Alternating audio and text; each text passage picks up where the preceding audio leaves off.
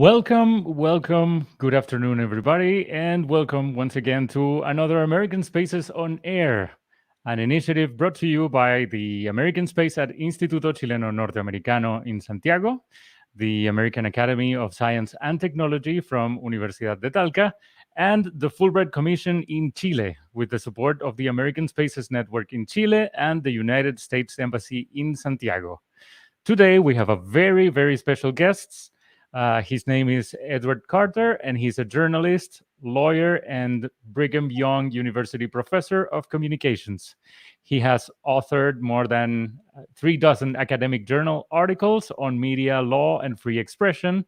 He has taught communications law at BYU since 2004. He has represented journalists and others in state and federal courts, and he served as an expert witness in free expression cases in Utah and New Hampshire. He holds academic degrees from BYU, Northern University, the University of Edinburgh, and Oxford University. Ed, how are you today? I'm doing really well, thank you. It's great to be with you, and it's a pleasure to participate in this program. Awesome. It's very nice for us to have you here. So I would like to ask you, since when are you living here in Chile? Well, I got here at the 1st of August this year, and I'm doing a 4-month Fulbright Scholar project. So I'll be finishing in December. And it's really been great to be here and doing this project. So I'm enjoying it a lot. Perfect. And where specifically in Chile are you right now? So my Fulbright project is at the Universidad del Desarrollo in San Carlos de Apoquindo, Santiago. But I've also spent some time in Concepcion. The journalism program of UDD has a site in Concepcion. And I've been traveling around the country because part of my project is getting to know different people and places. Perfect.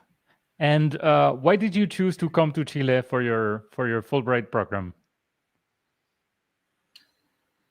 Well, I have had a collaboration with scholars at the Universidad del Desarrollo for the last 8 years. The first time I came to Chile was in 2014, and it was a Fulbright specialist project. So I was here for 6 weeks at that time, and I developed some relationships. And so ever since then, I've been coming to Chile every year for a week or two, and we've had people from different universities that we've hosted at our university in Utah, and we've built some really nice collaborations and partnerships. So it was a natural, I think, thing for me to apply for the Fulbright in Chile with, having been here and had some experience here. But also, I was very interested in the whole process surrounding the plebiscito and news coverage and media information about the vote that happened in September.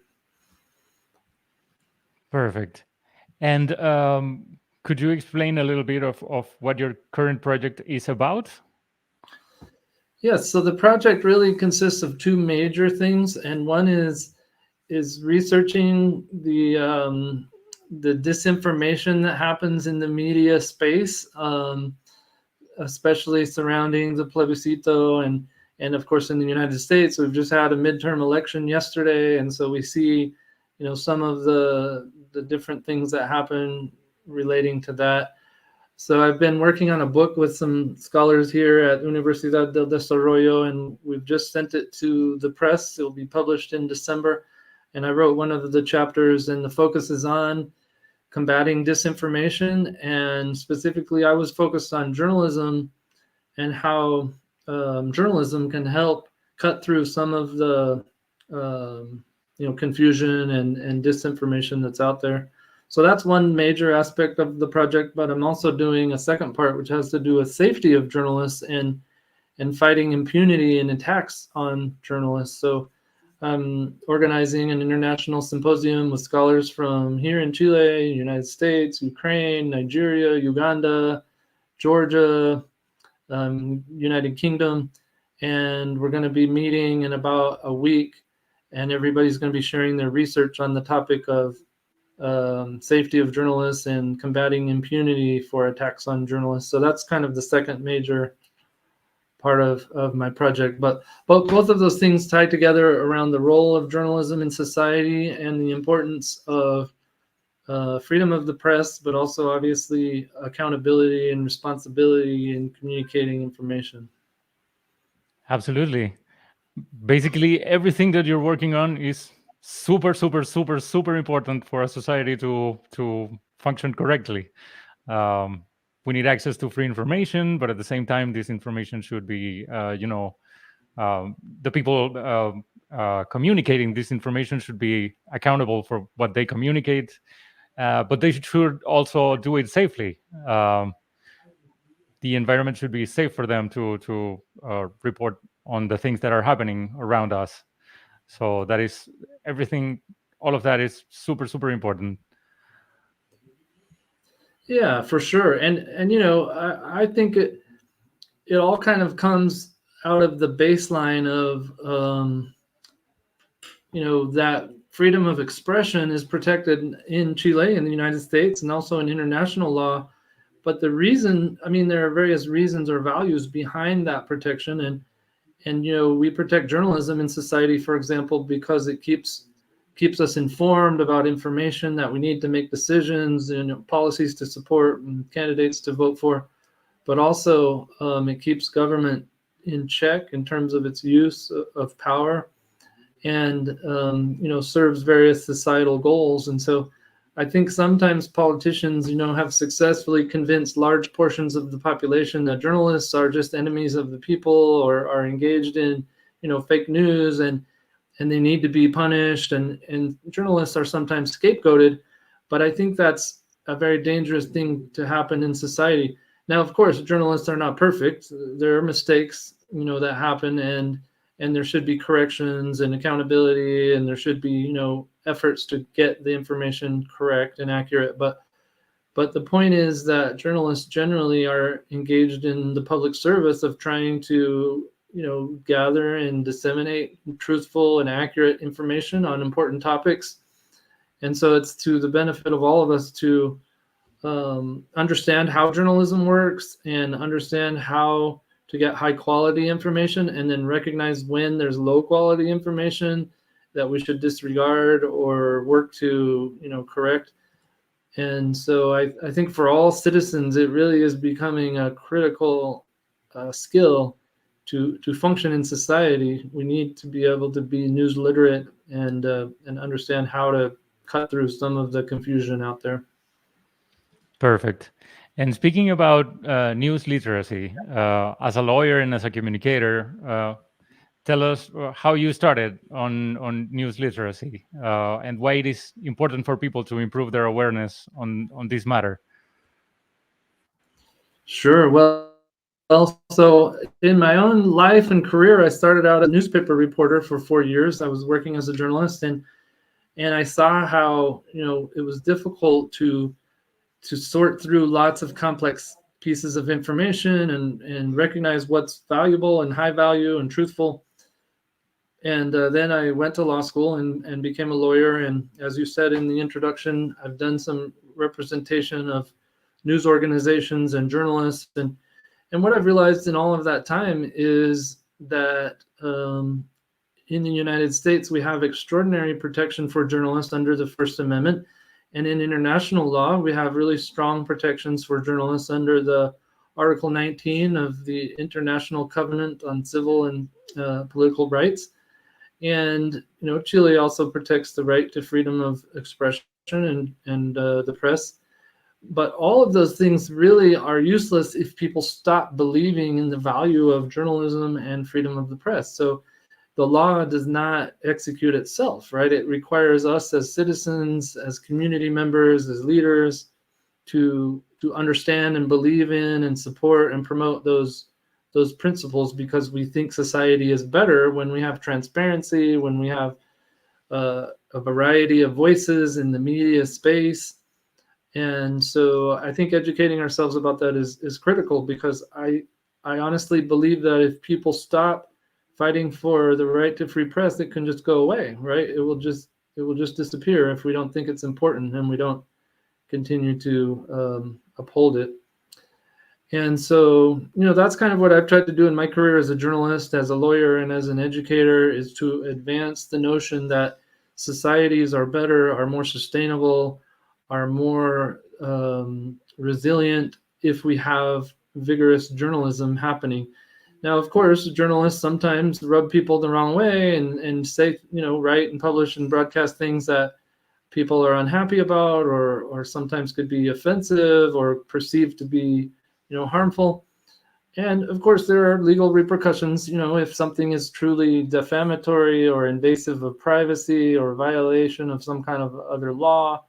So there are definitely limits to that. But at the same time, I think we shouldn't scapegoat journalists or, threaten them or drive them to leave journalism. And unfortunately, that's what happens in some communities, in some societies, is journalists are threatened or even killed for just basically doing their jobs and what they think is right for their communities. Absolutely. And we would also be in a difficult situation if all the news and all the coverage came from one source or just a couple of sources, right? If we gave control of all of the information to just one media outlet, for example. Exactly. No, you're exactly right. And if I could just say on that, since you bring up, that's a really important point. There's a concept called the marketplace of ideas. It comes from a Supreme Court case in the United States in 1919, and there was a dissenting opinion written by Justice Oliver Wendell Holmes, and he was basically defending the right of 5 Russian anarchists or revolutionists who had thrown some flyers out of building windows in New York City during World War I, and they were criticizing President Woodrow Wilson, criticizing the U.S. government effort in the war in Russia and in Germany. But the point is, Justice Holmes said, look, these people were not trying to overthrow the government. They weren't doing a revolution. They weren't actually causing harm. They were just expressing their opinion. And even if their opinion is wrong, they have a right, to say it, as long as it's not defamatory or otherwise violating the law. And that marketplace of ideas concept, I think, is what you just suggested, that we should have a variety of viewpoints expressed. And of course, some of them are going to be more valuable, more accurate than others. But having more voices is generally good.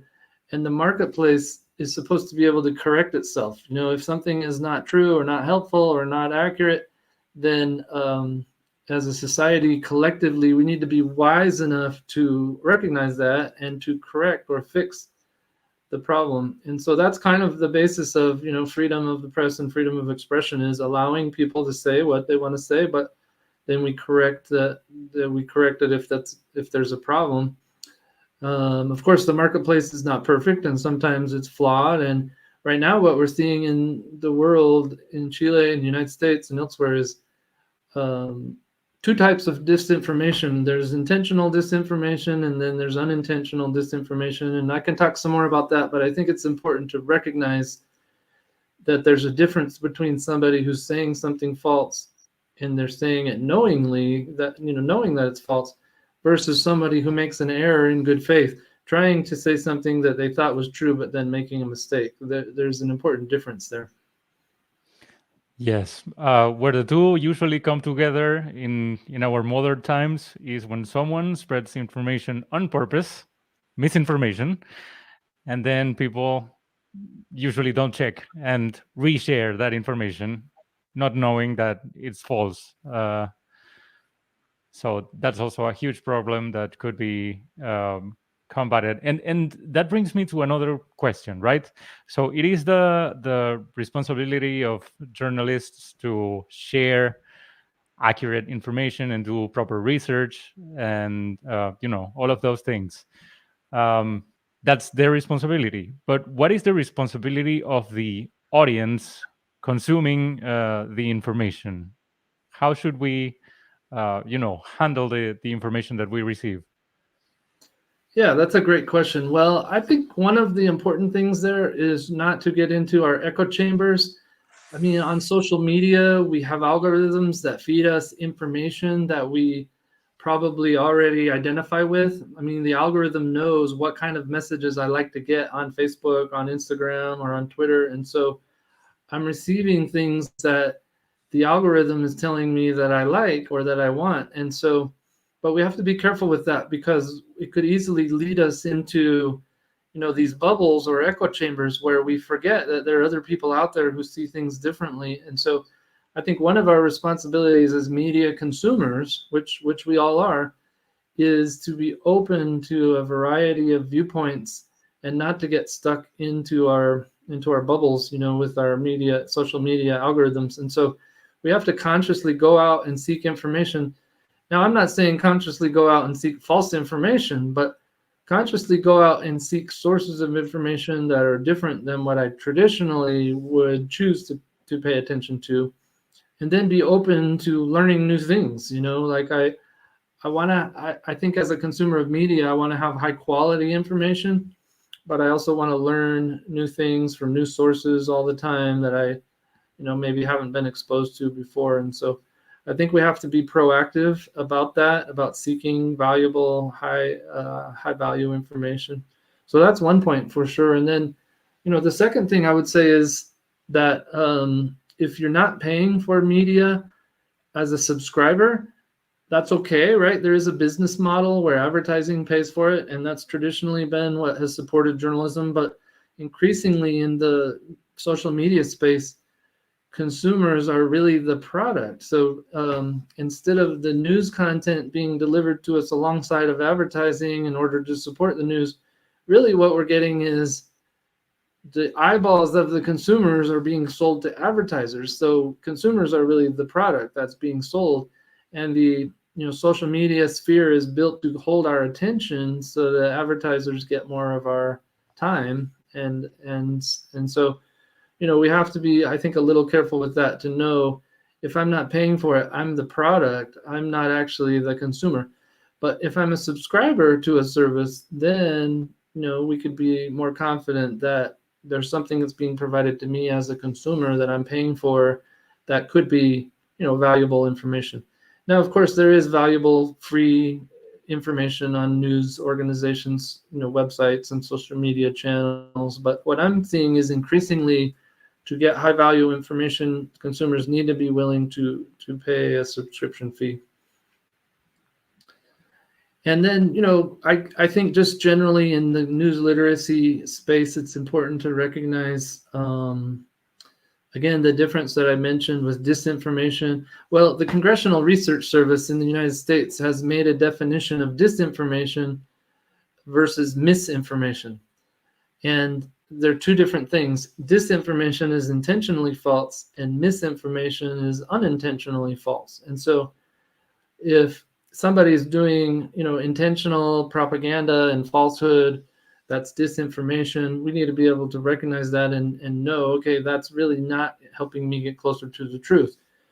Somebody might have a right to do that. They have a right to free expression. And sometimes that includes, spreading lies and disinformation, but I shouldn't really internalize that. But I should recognize that if there's misinformation, like let's say a journalist does the best work that they can, but makes a mistake, and there's something that's inaccurate. Well, I don't put the misinformation or the innocent error in the same category as propaganda or disinformation. And so I think we have to recognize that for the most part, actual journalists might make mistakes, but those are unintentional. Whereas there are obviously partisan groups and certain interest groups and individuals who could be spreading disinformation, and we should, draw, I think, a line between those two things. Absolutely. And speaking about freedom of information, today, November 9, is the World Freedom Day. How could you explain in simple words the connection between freedom and news literacy? Yeah, well, that's a great question. I mean, there's an old saying that freedom is not free, right? And so we obviously have to work for it in order to preserve the freedoms that we have, or the liberties and rights that we enjoy. And I've touched on this a little bit already, but in terms of freedom of the press, I think that our responsibility as consumers is to understand and support good journalism, but recognize what's not actually journalism. And so, that I think enhances our freedom, because it's promoting the high value information that we get from journalists. And defining what is journalism turns out to be a really tricky thing, but I define it as independent gathering and disseminating of news and information in the public interest on relevant topics. So, if you pick that apart, I mean, journalism is independent because it's not in the service of any particular political party or candidate or company or public interest group. That doesn't mean journalists are totally objective like computers and detached from society. I mean, we are human beings, but independence is a really important sign of actual journalism. So if I see information coming from a political party, that might be something I want to pay attention to, or it might not be, but I definitely know it's not journalism. It's not done with the intent of providing an independent perspective. And then, the other parts of the definition I mentioned, I mean, disseminating news and information in the public interest. So the journalist is not thinking about what advances their own career or what is in alignment with their own interests, but really is thinking about what does my audience need and want to know about this topic, and what can I provide that's of value. And so if you take that definition that I gave, then the amount of journalism in the wider media space is pretty focused and narrow, right? Like you could take, for example, CNN, MSNBC, Fox News, CNN Chile, TVN, I mean, any cable TV, programming. And most of what happens on that cable TV programming is not journalism. Now, I'm not saying it's irrelevant or unhelpful, but it could be commentary, debate, discussion, but that's in a different category, I think, than the actual reporting of news and information. So what I try to do is focus on news content being given to me in an independent way and really understand that, versus, maybe I put a lower priority on debate, commentary, discussion, opinion, shouting, shout shows that happen when people are kind of yelling at each other. I don't really think that's of such a high value. And so I think consumers, need to be focused on that. Okay, so something very interesting that we have been discussing today is the fact that quality information is usually not free. You have to pay for it, right? And that's a way to identify that you are receiving quality information. What are some other ways to identify that the journalism that or that the news that you are consuming are high quality? Yeah, great question. Well, it can be obviously very challenging because there are a lot of messages that come in the form of journalism, like they're dressed up as if they were journalism, and they're actually not. So, for example, I mean, I would take social media. Let's take Twitter, for example. So Twitter is used by a lot of journalists to share news and information that I think is of high value, but there's also a lot of other stuff that's on there that's of lower value, and it can be really difficult from one tweet to the other to know what am I getting here. And then there's also a lot of parody and satire and just joking and entertainment and stuff like that, and that's all fine. But well, I tend to think that journalism, it can happen. It can happen by individuals, freelancers, even regular citizens, right? Like they don't have to go to journalism school or work for a news organization, but for the most part, the really good, high quality information that's given over time comes from organizations where they are going to have enough resources to support investigative reporting and independent reporting.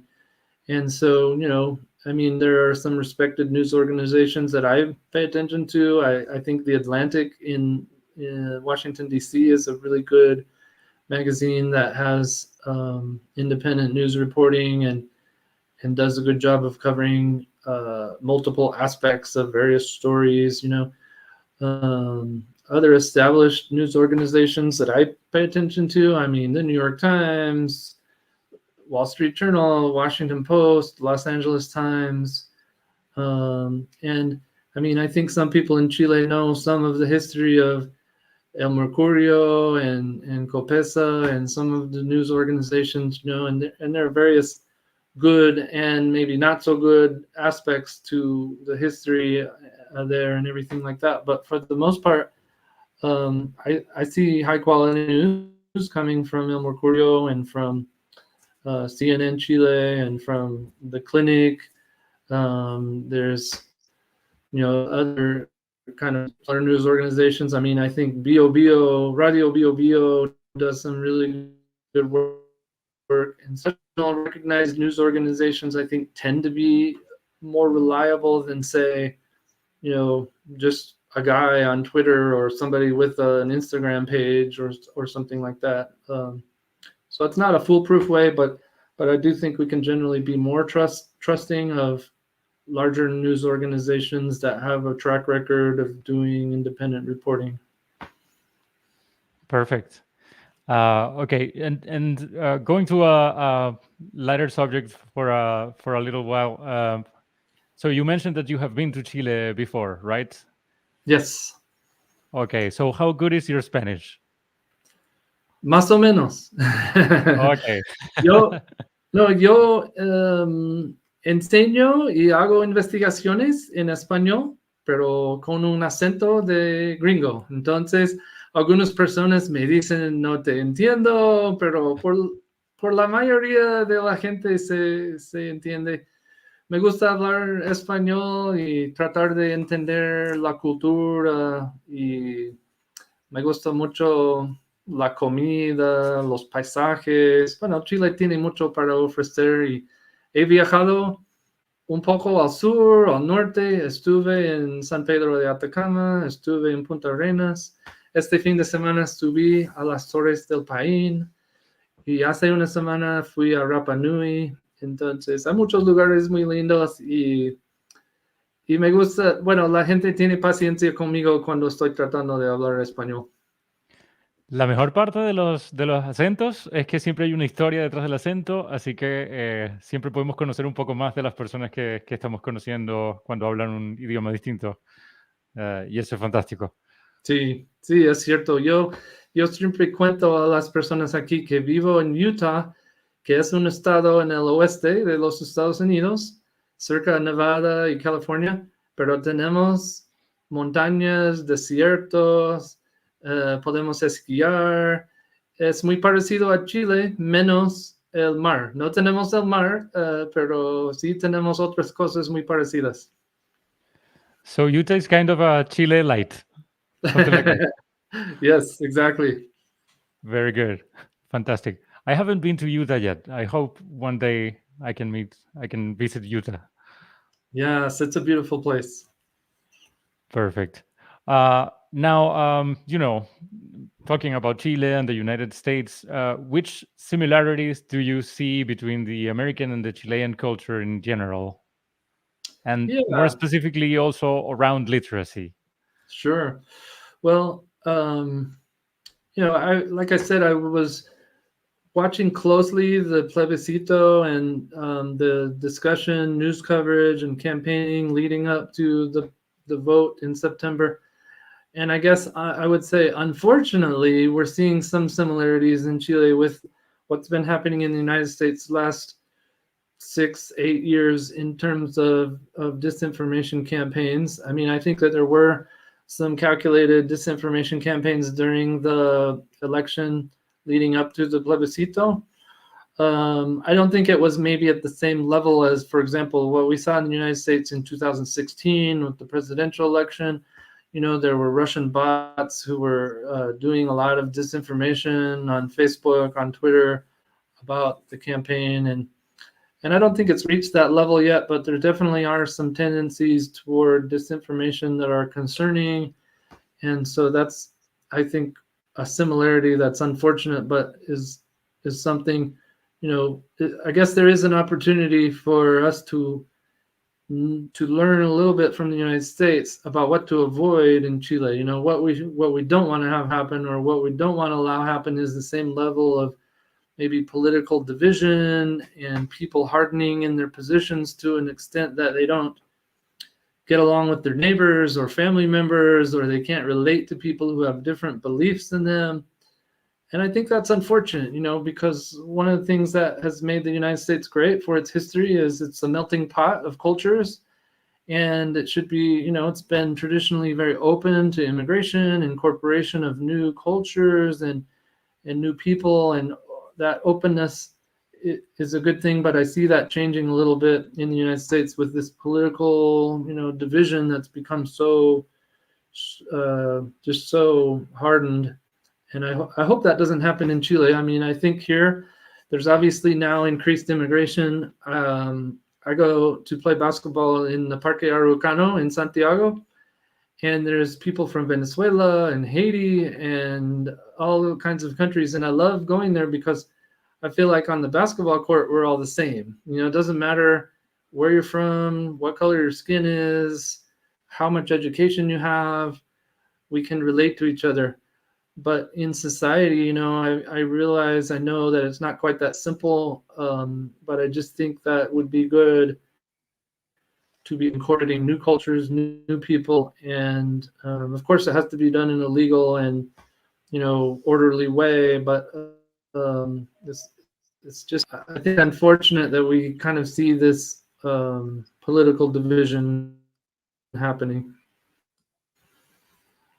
Absolutely. Yeah. And let's see. Yeah. Yeah. And that is something that's very interesting from what you were saying is, you know, the division that misinformation creates. So I would like to ask you if not misinformation, but if radicalization, you think, might be a product of misinformation.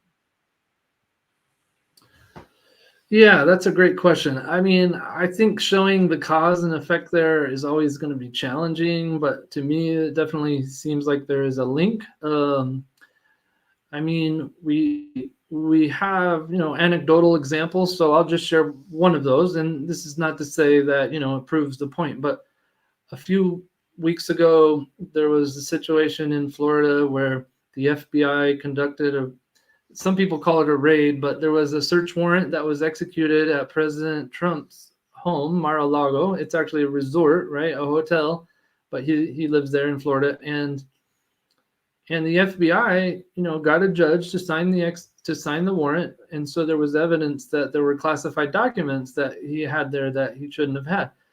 And so they recovered the documents, you know, and obviously that's been subject to litigation. There's a lot of, you know, political debate about that, but the bottom line is it was a legal search under a search warrant.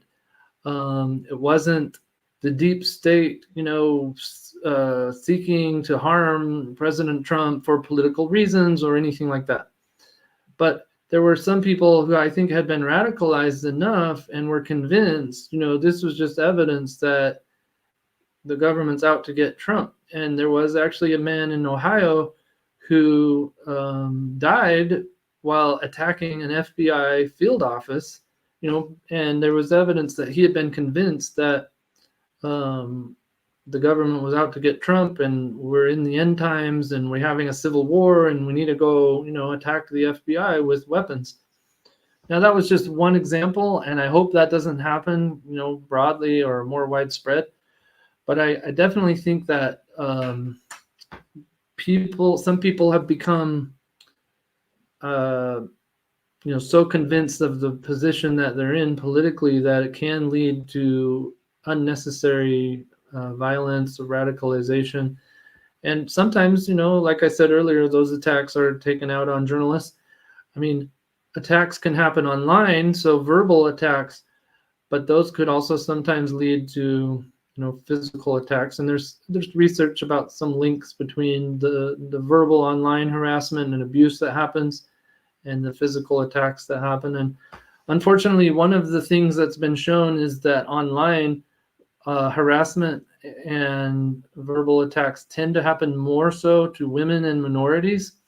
So journalists who are women and minorities bear the brunt of attacks more so than, say, white men.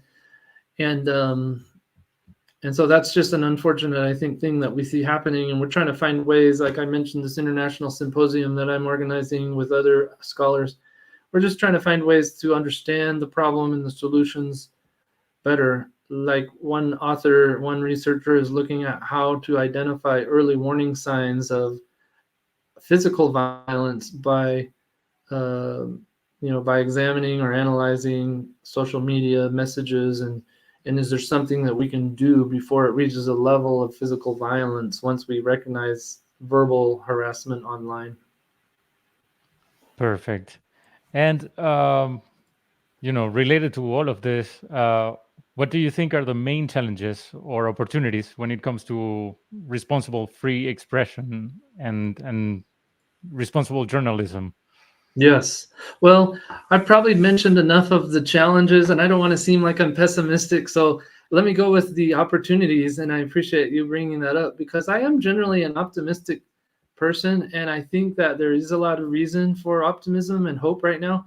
I mean, really, if you look at the history of journalism in the modern times, there's probably never been a time when we have as much high quality information and journalism available to us as we do now. So that's actually a very positive thing.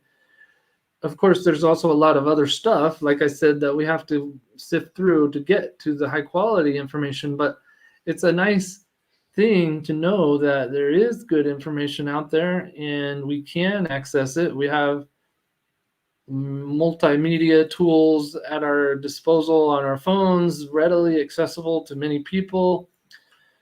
And so as long as we educate ourselves about how to do that, we have this great resource for informing ourselves, perhaps like never before in the history of the modern world. And so that's a very positive thing. And then I guess the other reason I would say I'm optimistic is that I get to work with college age students, and I'm teaching a journalism class here right now at Universidad del Desarrollo.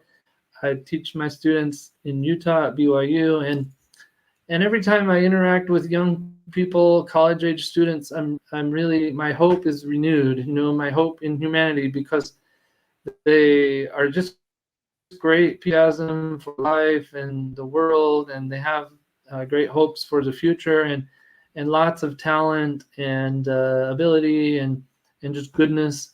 I can really sense, the goodness in these students. And so I feel like the future is in good hands. If we can make it a little better, then of course we want to do that. But in general, I think that there's lots of reasons to be happy and optimistic about the sources of information available to us, and about the people who will be future journalists and leaders in our communities. Perfect. I love that you're being optimist. That's what we all need. Yes. Very good. Now, it is more common nowadays to see people choosing, and we discussed this a little bit, choosing media outlets that fit their own beliefs or that they feel right to them. So, are feelings more important than facts nowadays, or it should be the other way around? Yeah, that's a super interesting point, or interesting question. Well, I mean, as a journalist, I'm really focused on facts. I mean, I think that facts do exist. I think the truth does exist, and we can discover it little by little.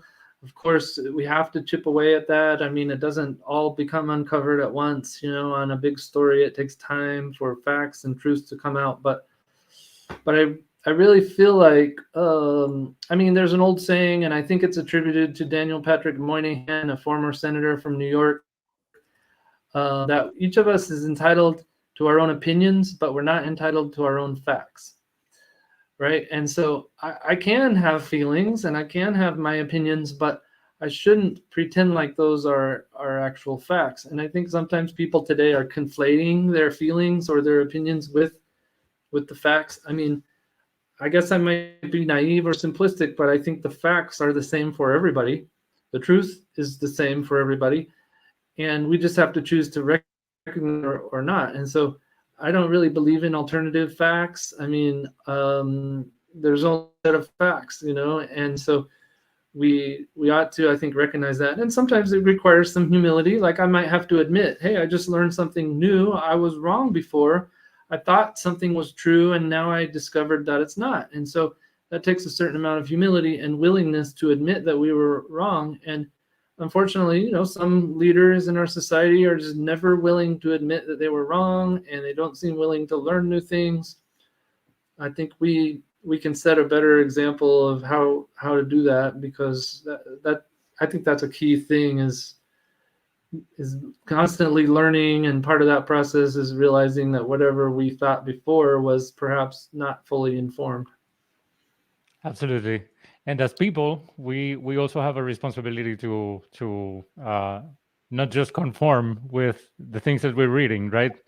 For example, if I was someone who enjoyed eating apples and I read that in a news outlet that apples are good for you, but then in another that apples are bad for you, maybe I should go to a doctor and ask if it's okay to eat apples every day, right?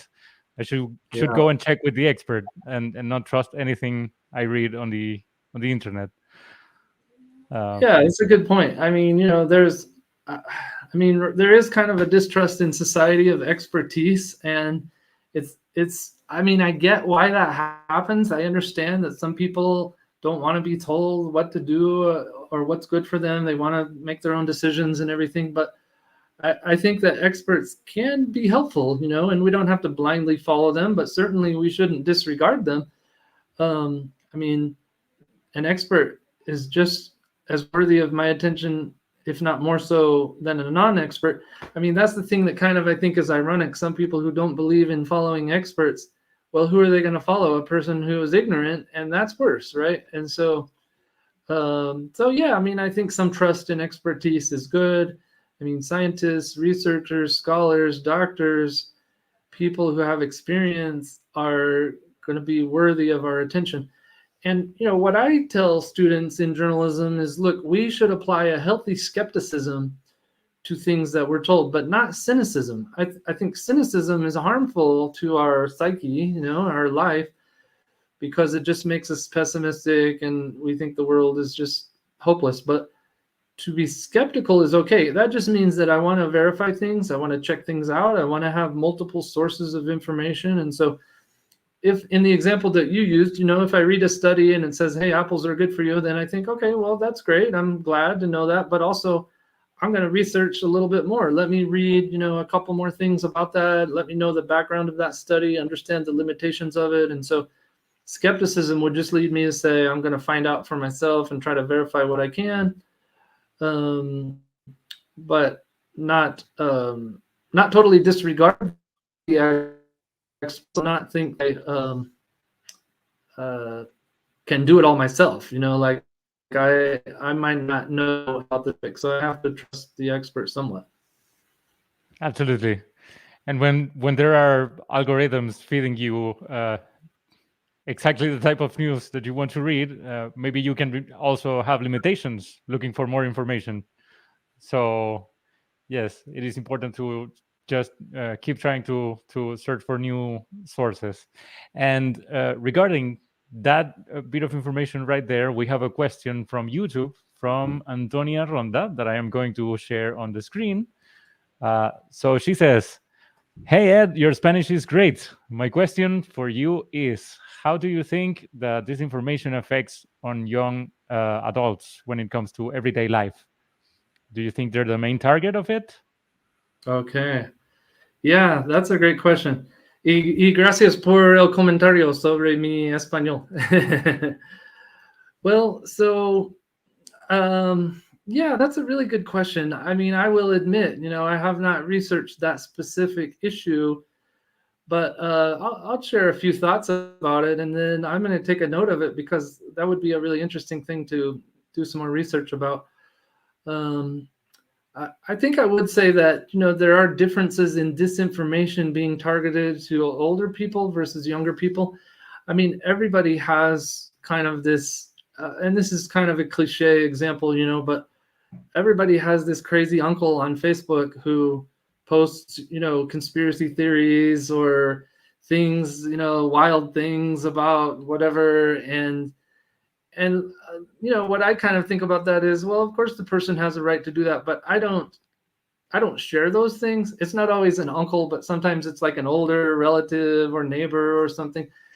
And I feel like, maybe they're naive about where this information comes from. Maybe they're not really clued in to the fact that, hey, there are, evil sources out there actually trying to deceive you. So not everything you see is going to be accurate and true. And I guess they could be a little gullible about it. But, I think in terms of young people, it's a little different, because young people tend to be pretty savvy. I mean, they aren't as experienced in the world, but they are pretty savvy about messages that come to them, because, they've been exposed to Instagram or TikTok for years. And so I think they have a certain jaded attitude toward it. Like they're not gullible, right? They actually tend to be kind of the opposite, where they're pretty skeptical or maybe even cynical, like I was just talking about. And so young people probably, can disregard a certain amount of information. But I actually find that they do struggle to, well, just like anybody, but, they do struggle at times to recognize what is high value information, because there's so many sources thrown at them. And, I could watch hours and hours of dancing videos on TikTok, and I just become like hardened to information, like my eyes are glazed over, my brain is fried, and I don't really pay attention to a news story about the war in Ukraine, or maybe, poverty happening in certain parts of the world or something. And so I think there's a certain amount of just overabundance of information that happens for young people, and so then it's hard for them to pay attention. But yeah, really good question, and I'm going to make a note of that so I can look into it a little bit more. I do think young people are targets of a lot of disinformation for sure. Awesome. Thank you, Antonio, for your question. And of course, thank you, Ed, for the answer. I think we have another one. Yes, this one arrived from the American Space at Antofagasta, and we have been touching on this subject a bit, but they say, ¿qué mirada tiene respecto al rol y la ética periodística actual? ¿Hay búsqueda de la verdad o son solo generadores de contenido para satisfacer a la audiencia? Yeah, buena pregunta. Primero quiero decir que yo fui a Antofagasta una vez y me gustó mucho, muy lindo lugar. Entonces, saludos a los que están allá en Antofagasta. Y voy a intentar contestarlo en español, ya que la pregunta vino en español, pero me dices si no se me entiende. Creo que están sucediendo las dos cosas. O sea, hay periodistas que están trabajando mucho para buscar la verdad y publicarla, y están haciéndolo de una manera independiente en el interés del público.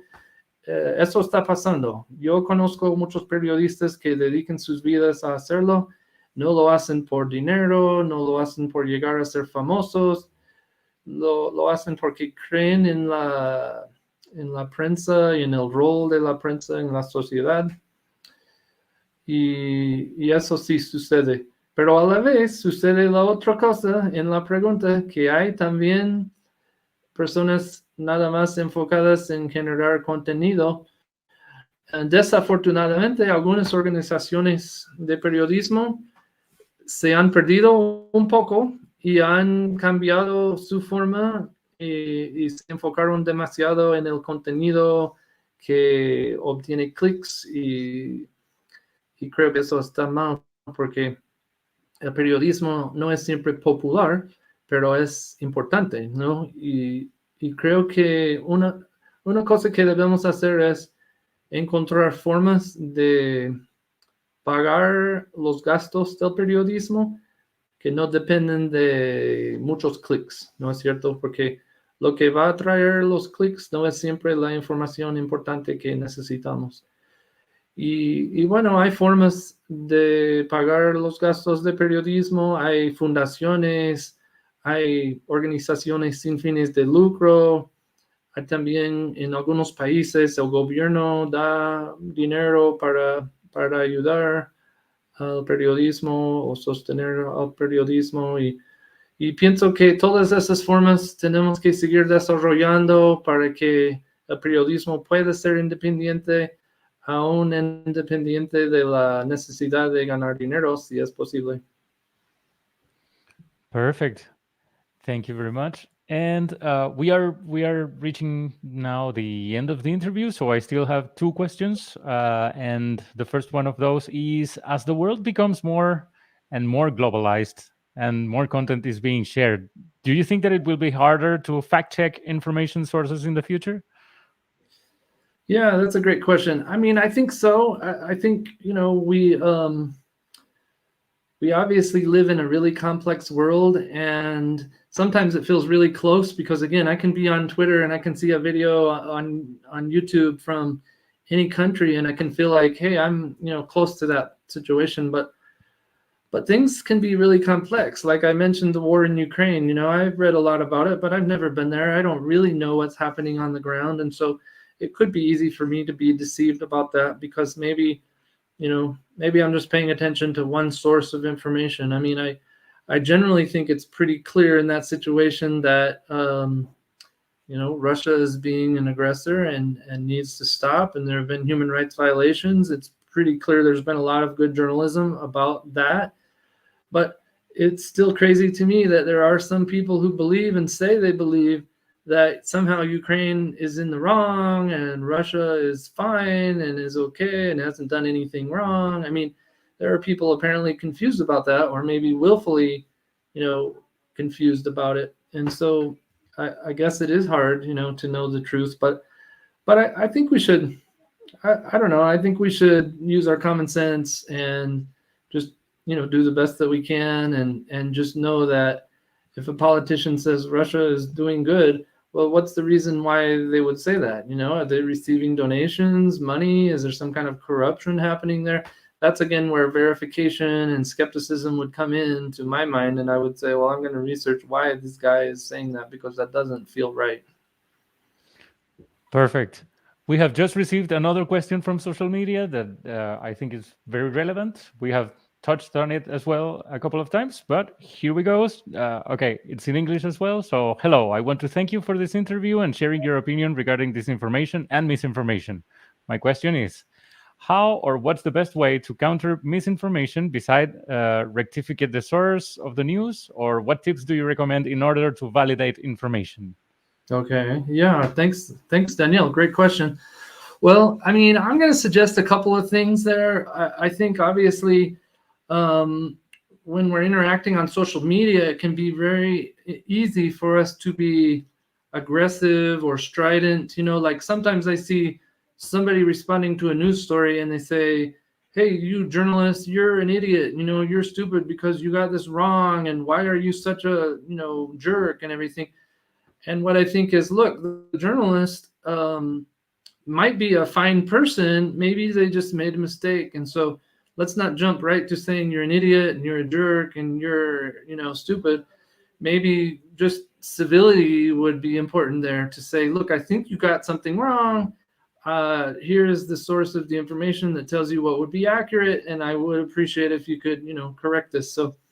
So civility, I think, is one thing. We all need to be able to have dialogue with each other. I mean, if the marketplace of ideas is really going to work, it has to be a collaborative dialogue where we do correct each other and we do try to fix things that are inaccurate, but not in such an aggressive, mean way. And then I guess the other thing that relates to that is just, I feel like journalists and their communities need to be more connected. And it's a two-way street. The journalists need to do more to reach out to people in the community, but also people in the community can proactively contact journalists and have a dialogue there. I mean, social media does allow us to do that. And if it's done in a civil way, it can be really productive. I also feel like a lot of us pay attention to national news. So I'm reading about what's President Biden doing or what's President Boric doing today. But the local community is where a lot of decisions are made. And so local citizens should get to know their mayors, their city councilors, their local representatives, and they can have an impact that way. If you can have a dialogue with those people, you can actually make a difference in the world. And then also, like I said, do the same with journalists to correct anything that might be inaccurate. So thanks for the question, Danielle. I like the premise that we can be collaborative about it. Absolutely. Thank you, Daniel. And on this regard, I would also like to share that we would like to invite our audience to the launch of the program Verifica tus Medios, developed by the American Corner at Universidad Diego Portales with their journalism school, which provides tools for teachers and general audiences to verify their sources of information. The launch of this program, Verifica tus Medios, will take place tomorrow, November 10, in Santiago at Biblioteca Nicanor Parra, near Los Héroes Metro Station. Very good. Ed, one final question. What would be some advice for our audience on this matter, on the matter of media literacy? Yeah, well, first of all, I will just say, I'm glad you mentioned Verifica tus Medios. And if anybody goes there or watches that program, you're probably going to see me again, because I'm going to be on the panel tomorrow at Diego Portales, awesome. Talking about these issues a little bit. But I'm really glad to see that the Universidad Diego Portales and others are launching this effort, because it's really critical to the future of our society. I'll just go back from kind of my final comment. I will go back to the Marketplace of Ideas and Justice Holmes from 1919 in the case of Abrams versus United States. I mentioned that before, but Justice Holmes not only talked about the Marketplace of Ideas, but he also said that truth is the only ground on which it's safe to base our decisions. I'm paraphrasing a little bit there, but the phrase truth is the only ground has always stuck with me, because it's not safe for us as individuals or for us as a society to base decisions on alternative facts or on feelings or on political tribalism or what we wish were true. We have to actually base our decisions on what is the truth. And so that requires some hard work, to understand the truth and support it. And even if it requires us to change our positions, but it's the only safe way to do it. So my hope, my encouragement is just for all of us to do the hard work required to understand truth and then act on it.